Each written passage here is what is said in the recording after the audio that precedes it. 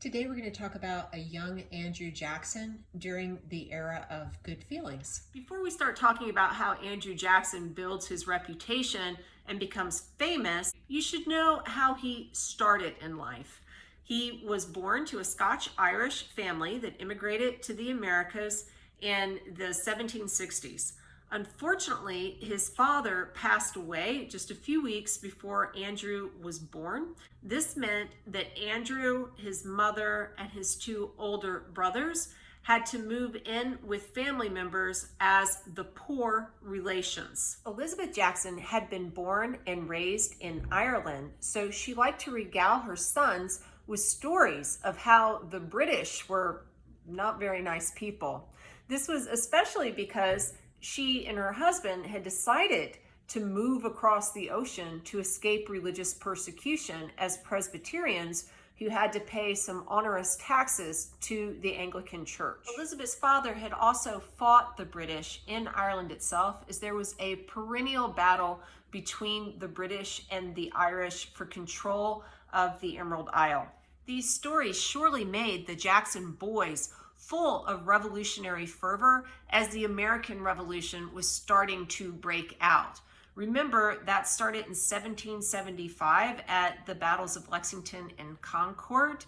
At that point, Andrew Jackson was just a little boy. He was born in 1767.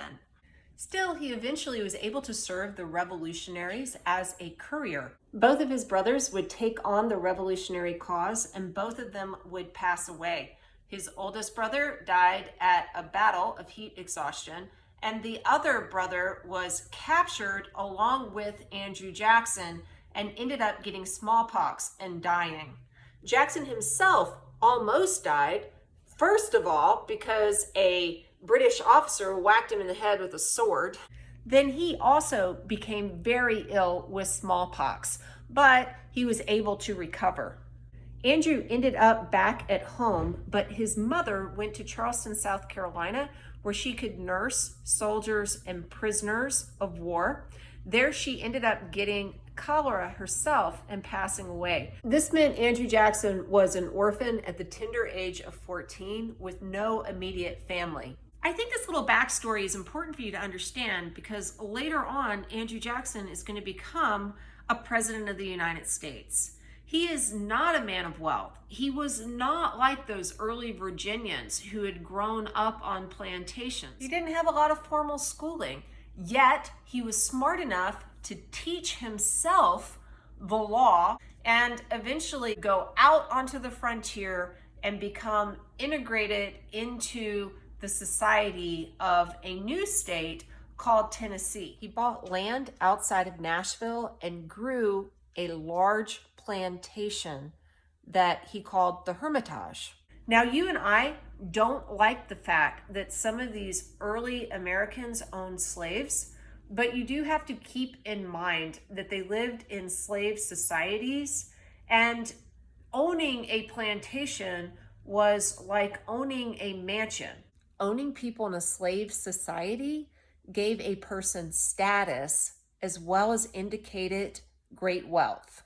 Then he becomes a war hero at the Battle of New Orleans.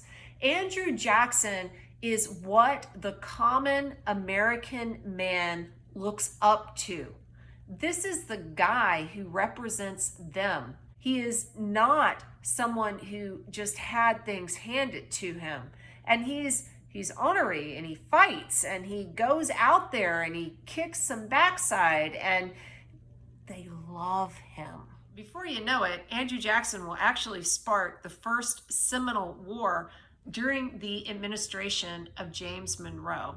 And that's really what I wanted to talk about today. Apart from fighting Indians, this Seminole War will lead to the United States taking over Florida. And that's something that you really need to understand. Just to refresh your memory, keep in mind that Florida was actually first explored by the Spanish. St. Augustine is the oldest continuously occupied settlement in the United States, not Jamestown. The Spanish were here before the English. Jamestown was founded in 1607. St. Augustine was founded in way before then. 1565. St. Augustine was founded in 1565. I asked the Google. Regardless, Spain didn't put a lot of effort into this colony, and eventually, during the French and Indian War, which was a part of the 7 Years' War, the English took over a more important colony to Spain, and that was Cuba. So Florida was swapped for Cuba because Spain was on the wrong side of the 7 Years' War. The British were really happy with this acquisition. After all, think back to poor James Oglethorpe, who had founded Georgia in part so that that colony could be a buffer between Spanish-held Florida and British-held South Carolina. But, the British aren't going to hold on to this space because who sides with the Americans during the American Revolution? Spain. So they're going to get Florida back. And now we're finally back up again to the era of good feelings. And I swear, I promise, I'm going to talk about Andrew Jackson's role here. But first, you got to understand what's going on with the Indians. There were 5 civilized tribes living in the United States, the Cherokee Nation being the biggest, concentrated in Georgia.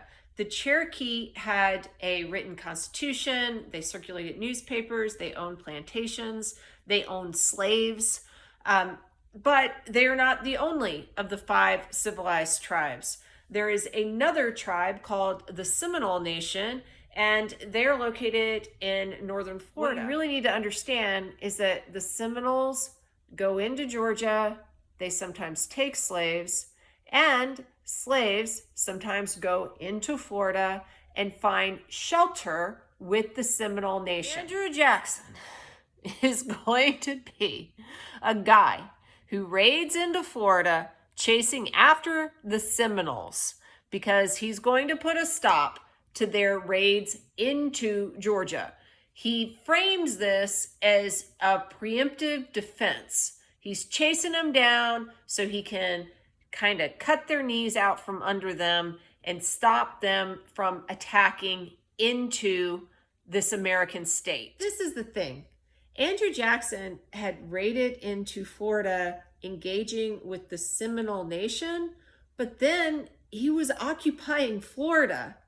And who is really in charge of Florida per the Americans' perception of who is in charge of the land? That would be Spain, not the Seminole Nation. Just to make matters more complicated, you should know that Andrew Jackson probably ignored his orders from James Monroe, or at least pushed them beyond any bounds of what they specifically said. Monroe later denied that he gave Jackson permission to go into Spanish-held territory, but he was Andrew Jackson.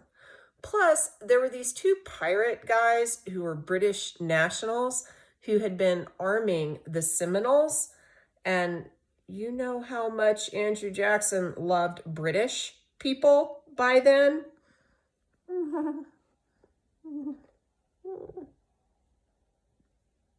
It just so happens Spain was in a super weak position in this period. They didn't have the desire or the resources to protect either the Seminoles or these slaves. They certainly weren't going to care about the 2 British nationals that Jackson definitely killed.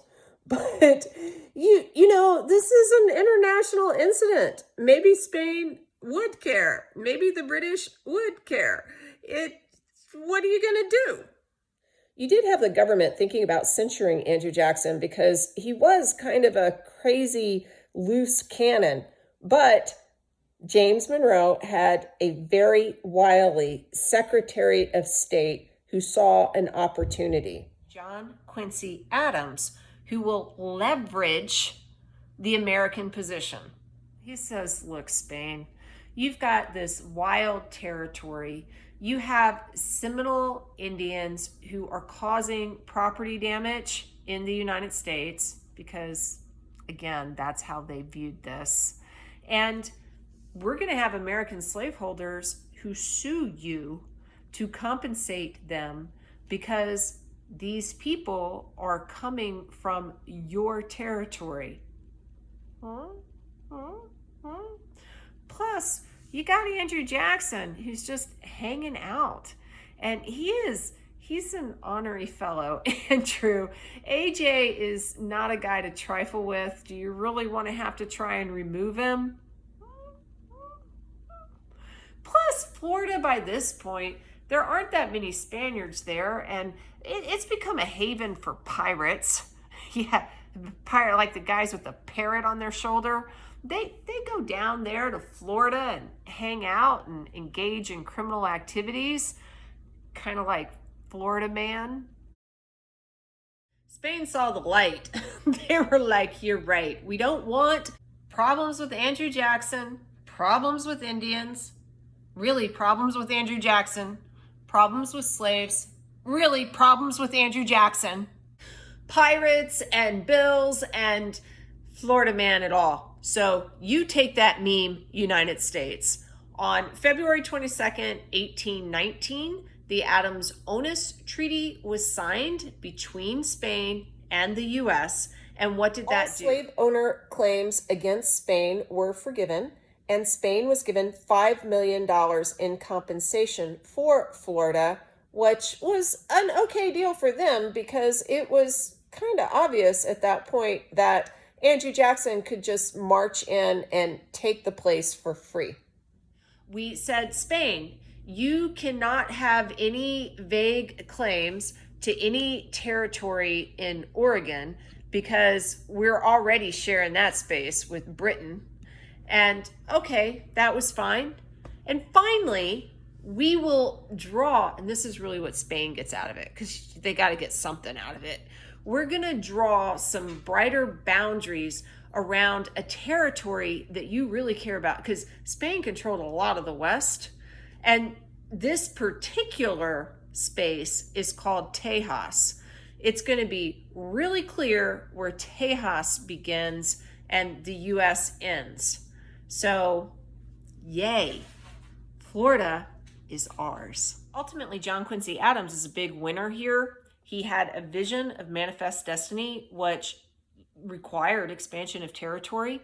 He wanted to see the United States stretch from sea to shining sea. So moving Spain out of Oregon helped with that because eventually we could stretch from the east to the west through that land. Andrew Jackson rises in status as an Indian fighter. For a short while, Jackson served as the governor of Florida, but he didn't like it. It was swampy. Of course, you probably know during Andrew Jackson's presidency, there will be another clash between Americans and Native Americans. There will be a dispute between the state of Georgia and the Cherokee Nation, which will result ultimately in all of the 5 civilized tribes being pushed out of their land and onto the Trail of Tears via the Indian Removal Act of 1830. Finally, before we leave Andrew Jackson, I want to point out one other thing that makes him a complicated figure in history. While he's fighting these Indian wars, and sometimes they're very, very brutal, he actually rescues a young Creek orphan whose parents were killed on the battlefield, sends him home to the Hermitage, and raises this child along with his wife, Rachel. We know that Andrew Jackson could fuel his attacks on his enemies with a white-hot hatred. Think about how much he really dislikes the British as well as the Native Americans. Yeah, if he just hated Native Americans with some sort of genocidal rage or something like that, why would he adopt a Native American child? I don't know. Some of the details about Jackson's intent are murky. They can be read in different ways. But all I'm saying is it makes his story even more complicated because history is complicated. We'll talk more about Andrew Jackson later, but hopefully that's an introduction. Bye.